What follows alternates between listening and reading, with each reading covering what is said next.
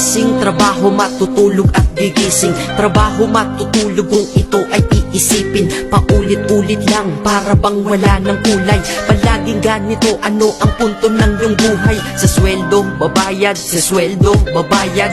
Kakasweldo lang pero ubos ang pera kagad. Ito ba talaga ang binigay na kapalaran? Hindi ka mabubuhay kung hindi mo babayaran. Mahirap pala to, sana maaga kong nalaman. Para kang malayang preso pag di ka anak mayaman. Dahil aking napuna kapag bumiyahe sa umaga. Mga tao sa paligid ko hindi rin maligaya. Tayo ay mga alipin sa moderno na lipunan. Magandang kinabukasan kailangang pag-ipunan. Pero pagkatapos nun, ano ba ang kasunod? Ika'y magkakasakit, mamamatay ka ng pagod. Di ba napakalupit? Ganito ba talaga? Habang nabubuhay ka, pera ang mahalaga. Kaya magtrabaho ka, magbanat ka ng buto.